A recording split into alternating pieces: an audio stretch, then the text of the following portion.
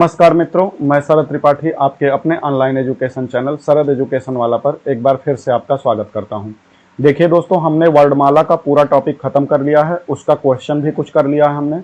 आज हम लोग एक हिंदी का नया टॉपिक शुरू करते हैं, संधि। ये बहुत ही इंपॉर्टेंट टॉपिक है दोस्तों और आपके पेट के एग्जाम में संधि आप देखिएगा टॉपिक दिया हुआ है। तो देखिएगा आज हम लोग संधि का टॉपिक शुरू करते हैं। आपकी स्क्रीन पर देखिए लिखा होगा संधि आइए दोस्तों हम लोग देखते हैं कि संधि पहले होती क्या है, इसका कुछ बेसिक आइडिया ले लेते हैं, फिर हम लोग संधि शुरू करते हैं। तो देखिए संधि जो होता है दोस्तों, ये दो या दो से अधिक वर्णों के मेल से जो विकार उत्पन्न होता है दोस्तों, इसी को क्या बोलते हैं, संधि।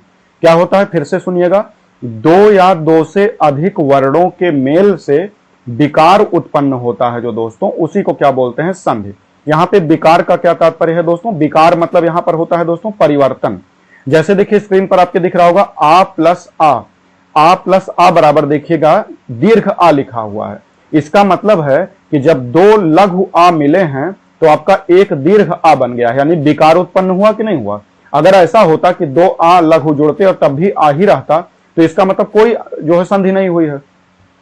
तो संधि का मतलब होता है दोस्तों कि कोई भी दो या दो से अधिक वर्ण मिलेगा और उसमें कोई ना कोई विकार आएगा। अगर विकार नहीं होगा दोस्तों तो प्रकृति भाव संधि हो जाएगी, यानी वो संधि नहीं होगा दोस्तों, वो संयोग कहलाएगा। संधि और संयोग में अंतर होता है तो संधि के लिए आवश्यक चीज क्या है दोस्तों, कि दो या दो से अधिक वर्ण मिलते हैं और उनमें कोई ना कोई विकार जरूर उत्पन्न होता है, मतलब परिवर्तन जरूर आएगा वहां पे।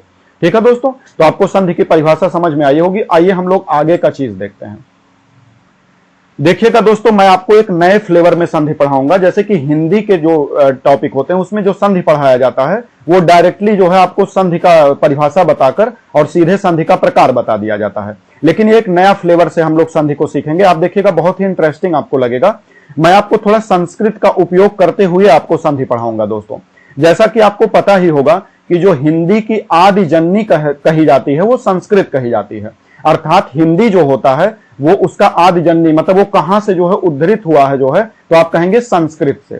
संस्कृत के बाद दोस्तों देखिए मैं ऐसे बोल दे रहा हूं, आप सुनिएगा। संस्कृत के बाद पाली, पाली के बाद प्राकृत, प्राकृत के बाद अपभ्रंश, अपभ्रंश के बाद औहट्ट, औहट्ट के बाद संस्कृत। तो हिंदी तो संस्कृत, पाली, प्राकृत, अपभ्रंश, औहट्ट, फिर हिंदी।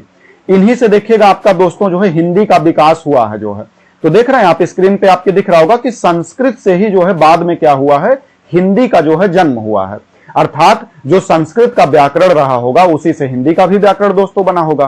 तो आप जानते ही होंगे, जैसा कि स्क्रीन पे आपके दिख रहा होगा कि पाणिनि के 14 माहेश्वर सूत्र।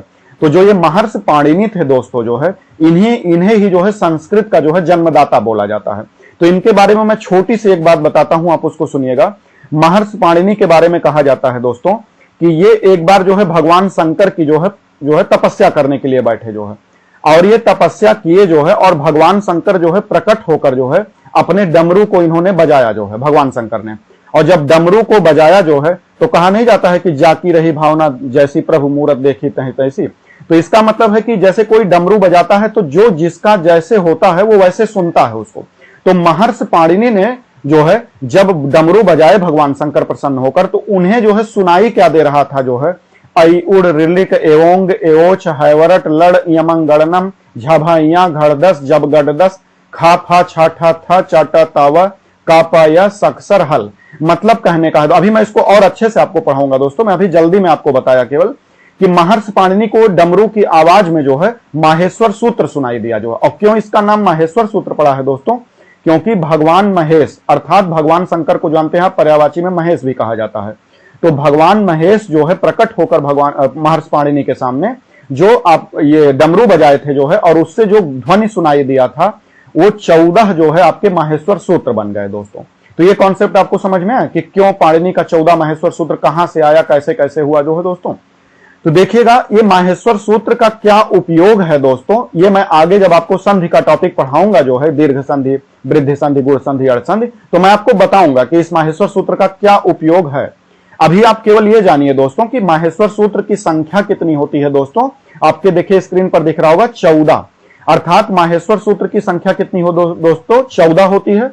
आइए एक बार हम लोग इत्मीनान से 14 माहेश्वर सूत्र को धीरे धीरे करके पढ़ते हैं और आप भी मेरे साथ जहां भी होंगे बोलने का प्रयास करिएगा, क्योंकि ये थोड़ा सा आपको देखने में कठिन लगेगा लेकिन है बहुत आसान। पढ़िएगा आप मेरे साथ साथ। आ ई उ ड़, आ ई उ ड़, ये पहला माहेश्वर सूत्र है। दूसरा देखिएगा दोस्तों, री री क, री री क। इसके बाद देखिएगा तीसरा लिखा है ए ओंग ग, ए ओंग ग। चौथा माहेश्वर सूत्र देखिएगा दोस्तों, आई औ च, आई औ च। पांचवा देखिएगा दोस्तों, ह व र ट, ह य व र ट, ये आपका पांचवा हो गया। छठवां देखिएगा दोस्तों, ल ड़, ल ड़। सातवां देखिएगा दोस्तों, इया म अंगा ड़ न म, इया म अंगा और ड़ न म, ये पंचमाक्षर है दोस्तों, जो है सातवां वाला जो सूत्र है। इसके बाद आठवें पर आइएगा दोस्तों, झा भ इया, झा भ इया। नौवें पर आइएगा दोस्तों, घ ढ़ ध स, घ ढ़ ध स। 10वें पर आइएगा दोस्तों, ज ब ग ड द स, जब गड दस। आइएगा दोस्तों हम लोग 11वां देखते हैं, ख फ छ ठ थ च ट त व। फिर से देखेंगे दोस्तों एक बार हम लोग इसको, ख फ छ ठ थ च ट त व। 12वां देखिएगा सूत्र दोस्तों, क प य, क प य। 13वां देखिएगा, स स स र, स स स र। 14वां देखिएगा, अंतिम सूत्र है इसका, ह और ल, हल। एक बार दोस्तों हम जल्दी जल्दी पढ़ते हैं जो है, जैसे याद कैसे रखेंगे इसको, तो याद करने के लिए आप जल्दी जल्दी देखेंगे तो आपको याद हो जाएगा जो है। आप इसको 2-3 बार 4 बार बोलिएगा दोस्तों जो है, और 1-2 बार इसको लिखिएगा जहां भी आप होंगे, जहां से आप सुन रहे होंगे इसको जो है, उसको लिखिएगा तो आपको ये कल तक जो है याद हो जाएगा। एक बार मैं जल्दी जल्दी बोलता हूं, आप सुनिएगा और थोड़ा बोलिएगा भी अगर बोल पाइएगा। देखिएगा, आ ई उ ड़, री री क, ए ओंग ग, ऐ औ च, है व र ट, लड़, इयमं गड़नम, झा भ इया, घड़ धस, जब गड दस, खा फा छा ठा ता चा टा ता व, कपय सक्सर हल। यही आपका दोस्तों क्या है, पाणिनि का माहेश्वर सूत्र है, 14 माहेश्वर सूत्र। इसकी उत्पत्ति कैसे हुई है मैंने अभी आपको एक इंटरेस्टिंग घटना के माध्यम से आपको बताया दोस्तों जो है। इसके बाद दोस्तों आइए हम लोग एक चीज देखते हैं जो है, इसके आगे की घटना जो है क्या है। देखिएगा दोस्तों, आपके स्क्रीन पर दिख रहा होगा कि प्रत्याहार की संख्या टोटल कितनी होती है जो है, 42 होती है दोस्तों। प्रत्याहार की संख्या दोस्तों कितनी होती है जो है, 42 होती है। प्रत्याहार की संख्या दोस्तों कितनी होती है जो है, 42 होती है जो है। तो देखिएगा दोस्तों 42 प्रत्याहार है, इसमें से एक प्रत्याहार मैं आपको दोस्तों ले रहा हूं, अक प्रत्याहार।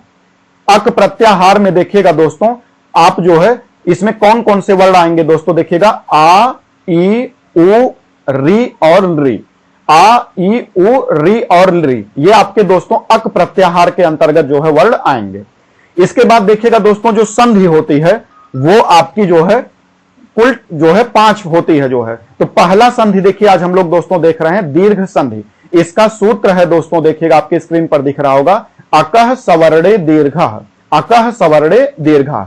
तो देखिएगा अक प्रत्याहार में जो आपको 5 वर्ड दिख रहे हैं दोस्तों, आ ई उ री री, इसका मतलब समझ रहे हैं क्या है इस सूत्र का, अकह सवर्णे दीर्घः, कि अगर अक प्रत्याहार के जो 5 वर्ड आपको दिख रहे हैं, इनके बाद सेम वर्ड का आपके रिपीटेशन होगा जो है, तो इसी का जो है दीर्घ हो जाएगा। अर्थात आ प्लस आ मिलेगा दोस्तों तो क्या हो जाएगा जो है, आपका दीर्घ आ हो जाएगा। 2 लघु ई जुड़ेगा दोस्तों तो क्या हो जाएगा, आपका दीर्घ ई हो जाएगा। यही आपका सूत्र कह रहा है, अकह सवर्णे दीर्घः जो है।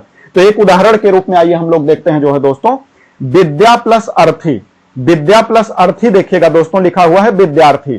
तो देखिएगा विद्या के बाद आप लिखिएगा आ, विद्या के लास्ट में देखिए आपको क्या दिख रहा है, बड़ा आ, बड़ा आ, और अर्थी में प्लस लिखिए प्लस।